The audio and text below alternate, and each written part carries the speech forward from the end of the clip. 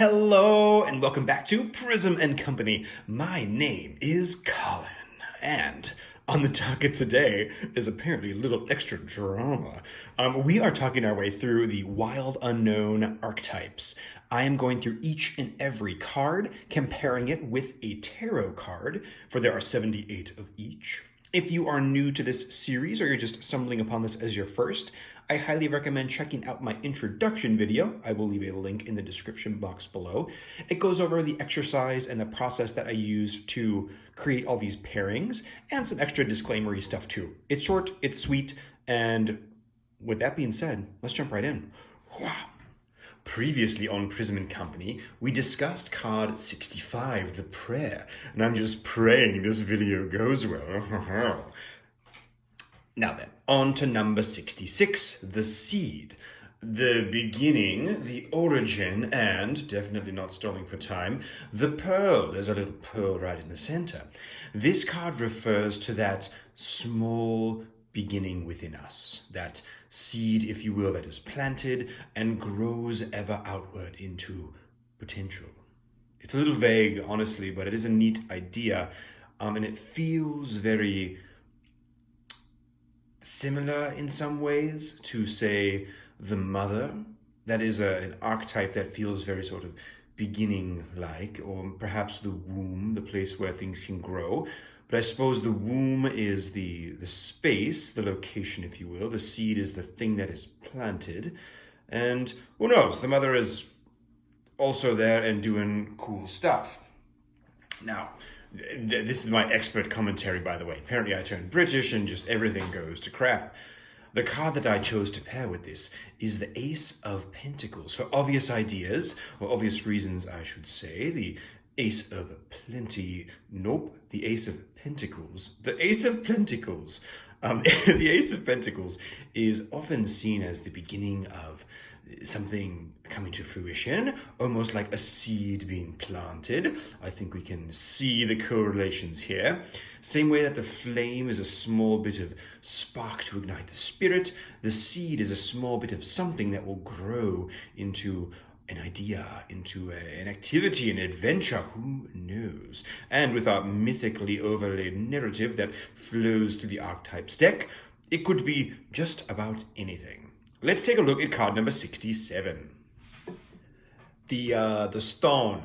The stone is, oh God, you know, I did the voice and then I forgot the words. It is the eternal, the anchor, the rock. The rock is just another word for stone, you know, sometimes these keywords, Now, the stone is all about slow changing things or things. Okay, you know what, I'm going to dump the voice.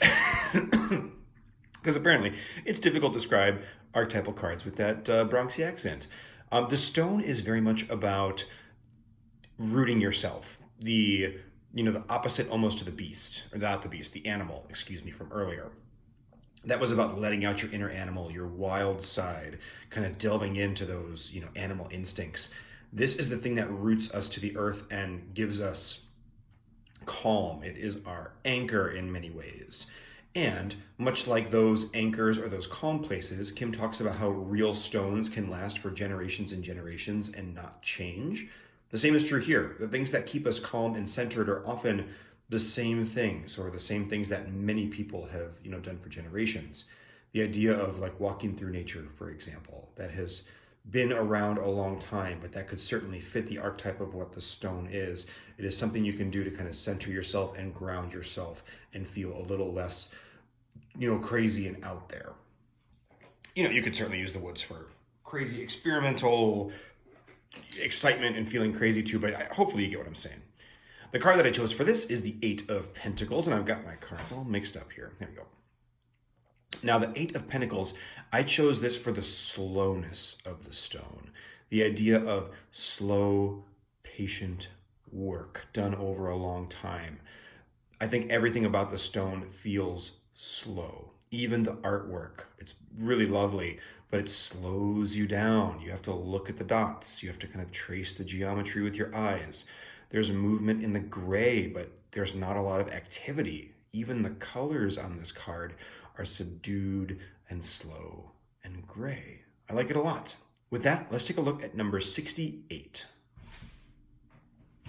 the mirror, the reflection, the illusion, the looking glass. I'm going to be totally real with you guys. I've looked at this card many times and I've never seen that moon before. Huh, it's like right there. Anyway, neat. The mirror is very much about the idea of self-perception. So, you look into a mirror and you see yourself, but it's not yourself. It's just a reflection of that. But kind of bigger picture, it's the idea of looking at ourselves through the lens of others sometimes. Social media, for example, she kind of explicitly calls this one out and saying like, put the phone down, stop comparing yourself to others, and just actually look at yourself and be with yourself. The mirror can be a tool for self-discovery and analysis. It can also be a way to critique or judge ourselves. A very interesting polarity with this card that is nice and crystal clear in sort of a beautiful way. This was card number 2 that I chose right after, I forget what the first one I chose was, but I was like, oh, Queen of Cups is the mirror. And the Thoth card shows this up just perfectly.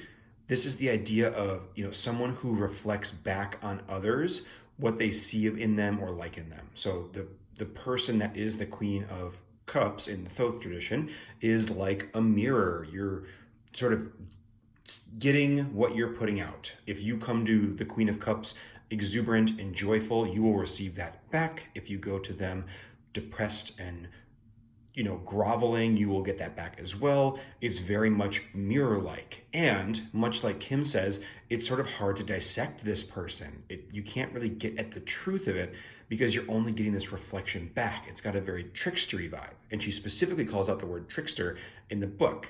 I think that's pretty cool and kind of interesting. With this, let's take a look at number 69. The vessel. The body, the container, the cup. This is one of my least favorite images in the deck, but one of my favorite ideas in the deck. This is what I would call like one of the true archetypes of this. So many of these cards have impressed me walking through them. I think they're really, really clever and really neat. I would argue that many of them might not be archetypes, just like really big ideas, which is fine. I'm totally cool with that. This is, I think, absolutely an archetype. The vessel is referring to something that holds. That right there is an archetypal idea. That could be your body holding your organs. That could be a cup holding water, or the world holding an atmosphere. It's such a flexible idea. I am forgetting if I said the keywords. I'm going to say them again. If I did it twice, get ready to internalize them a little bit more with me, because this is the body, the container, the cup. I'm thinking I did, but who cares? The card that I chose to pair with this was the Ace of Cups, literally a vessel holding water. And honestly, I'm going to keep it at that kind of surface level of an interpretation. I think this is literally a person holding a cup. That is a vessel. I don't think we need to think about it all that much more, because this is one of those perfectly crisp ideas that lends itself so well to being pretty much near universal. I don't like saying that word because I feel like it's very earth-centric and very small-minded, but things contain things. It's just like a law of physics almost. This is such a big idea that you could staple almost any object, situation, or anything onto it, and it's probably going to work. And I think that is so, so cool. Let's take a look at 70. The thread. Our keywords here are the path, the vein, and the circuit. Now, I really love the treatment of the watercolor on the black here. It feels very much like electricity or blood pumping through veins. The whole composition of the card to me doesn't really sing. It feels a little bit lumped down there, but each individual piece, the small hand down here, the black watercolor, or the rainbow on the top, each individual piece is nice. So, I'll take it. The idea of the thread here is interesting. It is another anchor in many ways, similar to the stone, but the stone is a card that grounds us and keeps us from going astray. The thread is like the narrative thread through our lives. So unlike the vision, which is the ultimate end goal, unlike the stone, which is the thing holding us from like totally flying away, the thread is the path that we're following along our life. Whenever we become lost or go astray. We might use the anchor to ground ourselves. We might seek the vision. And then once those things align, just like lightning, we can feel the thread through us and it brings us along the journey. At first, I wasn't really feeling this card because it felt so much like the stone to me, but I think that description gives it some really interesting flavor. And I love that idea of like the mythic or archetypal narrative that we all have. And that's a really like powerful tool as well, this idea of turning your life into a grander story, partially, honestly, to make it more interesting and to sort of see yourself in a different way or in a different light, to analyze a situation or give you strength or all sorts of cool stuff. This is not the last card in the deck, but this is the last pairing that I made. So I kind of ended up with the King of Swords and the Thread, but I think they go together in sort of a neat way. I view the King of Swords very much as like a hurricane striking. It's very fast. It's very intense. There is sort of this swiftness about it. And like the line of the attack is kind of that line of the thread. The King of Swords is not somebody who's going to waver from his path. He will continue forward in the same way that, we might not always never waver, but we will eventually continue forward with the thread, with that grand archetypal narrative. Now from here, we're going to move into our final category of cards, which are the initiations. Now, this is the category that is very different. The setup of the cards is kind of changed a little bit for us. And they're also talking about sort of a different thing that's happening. Let's take a look at card number 71, and I'll show you what I mean. Eros. Now, before we even get to the keywords, right away you can see the setup of these cards is very different. Normally, if I were to bring the thread back in here, we had the name on the bottom, the number on the top. Now we have the name on the top and the bottom, and the numbers on either side. So it's kind of a whole circular thing now. They're all circles, Colin, whatever. Hopefully you get the point. It's not that hard to sort of distinguish. Weird compositional thing. This actually goes this way. Some of the images on like two of these are sideways, like this is lips with a jewel in them. But when you read it with the name on the bottom, it's on its side. I don't know. Some of them are straightforward, some of them are not. Who knows? Kim's doing her own thing. She likens these to the major arcana of a tarot deck. Now, I did not limit myself to major arcana cards for these, although many do show up in these last, 7, 8? But I think they're pretty cool. They're like big, major milestones in your life, even though I could definitely see some of these other archetype cards being like huge milestones. But she says, these are the big ones. These are the ones that really get us going. I'm also probably going to pronounce all of them wrong, so here we go. Eros, I've fully and completely forgotten the keywords, that is the prayer, love as desire, eroticism, and sensuality. So we're starting off with a hot and steamy archetype here. Let me talk in a little bit lower of a voice. She does say that this card is often seen as the connection between two people that desire to get closer. But she also says this could be the desire to embrace nature, feel pleasure with eating good food, all that kind of jazz. It's very passionate and erotic almost in a way. There is that definite like need for connection or fear of connection. Really interesting. It feels very like raw in a way that many of these cards don't. The card that I chose to pair with this, or all upside down, is the Nine of Cups. The Nine of Cups for me is very much about overwhelming, overflowing emotion. And that definitely feels like this to me. I think, eroticism or sensuality, or even just that like deep connection with someone is like a very overflowing feeling. It's not a subtle one. It's not still water. It would be moving and going, and there'd be a lot of it, a lot of water or passion or excitement or whatever it might be. This one I felt like was a pretty spiffy pair. Not my favorite of the archetypal images here, or the initiation images. It's fine, but there's a lot of them that are coming that are really neat, and I'm going to show you some now. Let's take a look at number 72. Agape, a word that I am very familiar with from my church days.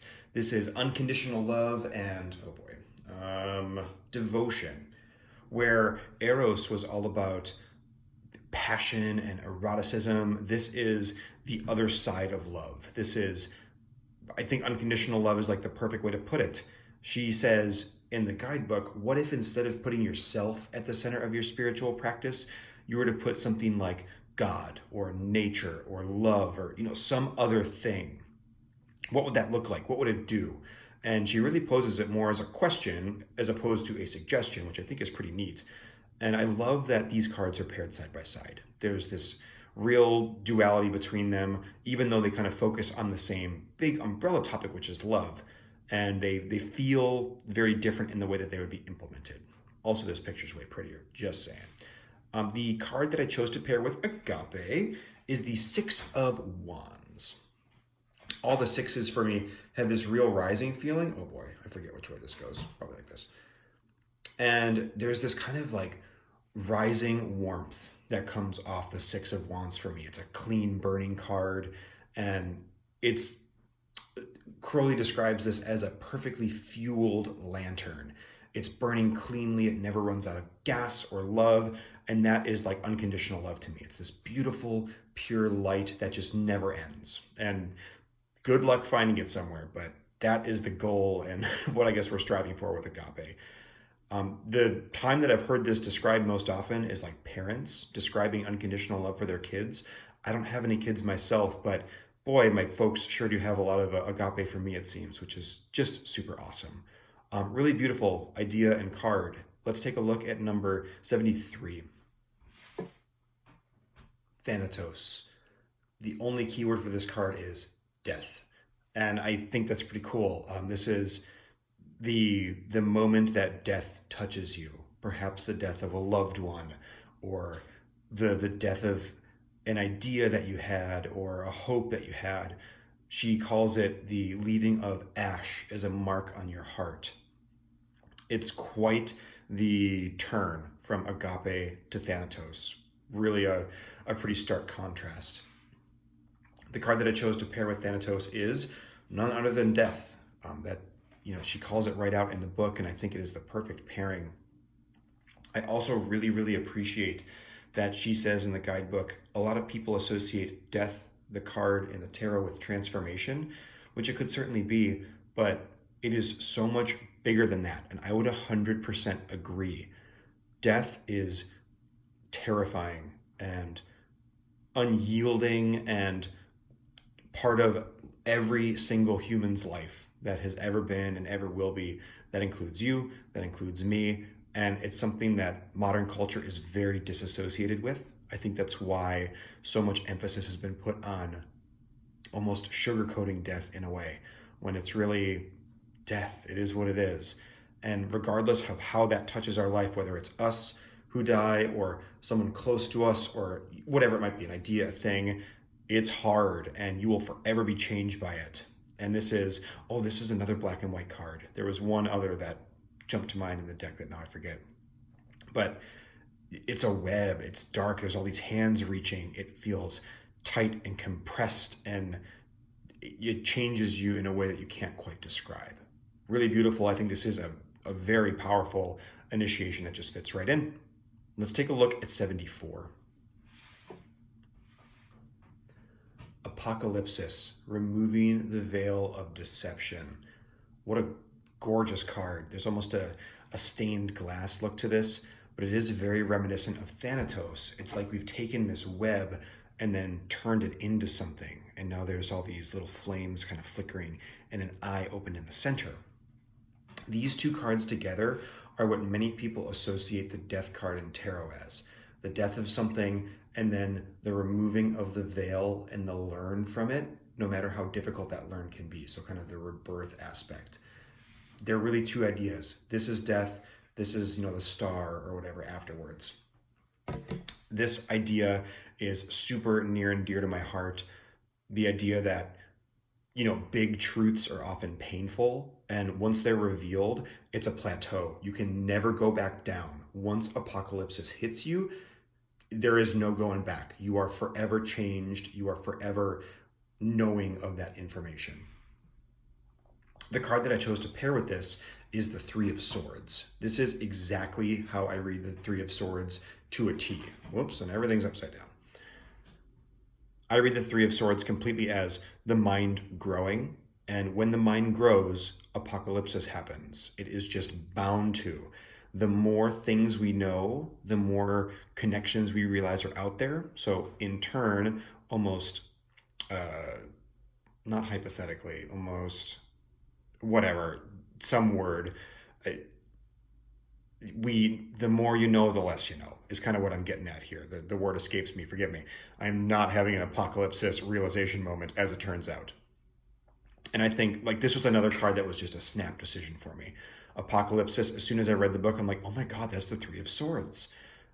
I would love to know what you guys think Apocalypsis would pair with, because I know I read the Three of Swords kind of different from some other folks, but it's exactly where I land. Either way, let's take a look at a different card because I could talk about this one all day. We are moving on to 75. Gnosis. Gnosis? I'll probably go back and forth between the two. Innermost knowing or mystic truths. We've been on a real journey here. Let me back us up for just a second. We have love expressed in a couple of different ways, Eros and Agape. Then we have death with Thanatos.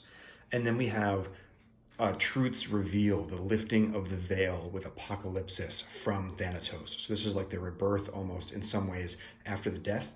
Gnosis is now lessons learned from that experience.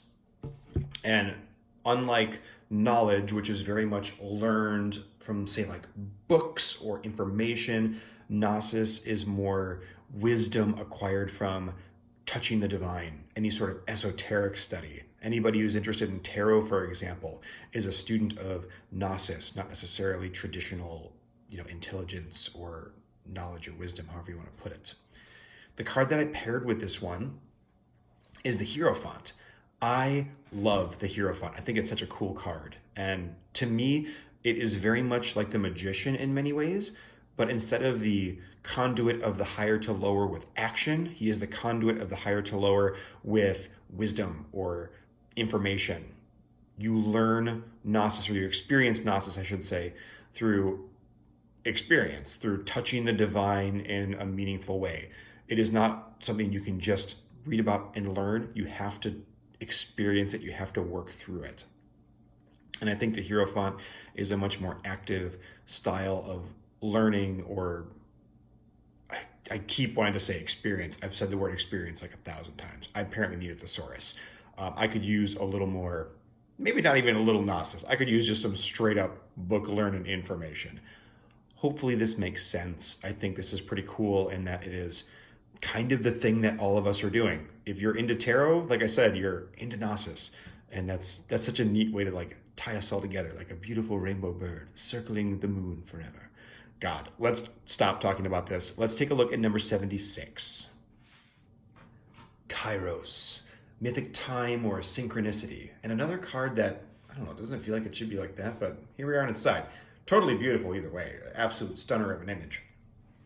This card is about time slips almost. The secondary flow of time, Kim calls it, that runs parallel to ours. The way I'm kind of interpreting it, because I'll be real, this one eludes me a little bit, is like time flies when you're having fun kind of deal. That is such an oversimplification of it, but how time can feel a little slippery. The other part of this that I got a little more of a grasp on is like you'll know the moment when, insert this or that. So like an important event is happening and you just know the right moment to say something, or the stars kind of align and like the time to act is now. You're not quite sure why, but you have this intuitive leap. That to me feels like the realm of Kairos. Now the card I chose to pair with this is the Priestess, the High Priestess, whatever you want to call it. To me, Gnosis, which is another card I almost put this one on, is very much about like the experience and the gathering of that wisdom.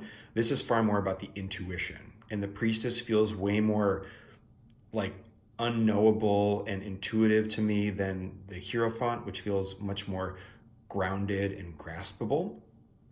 And Kairos for sure is something that you just have to trust. If it's this mythic time, if it's this thing you just have to kind of feel the impulse for, that is much less reachable than the knowledge that you might require from an experience. So that's why I paired those up together. Also, can we just, again, appreciate all the lovely blues on this card? Because hot diggity daffodil, that is a gorgeous image right there.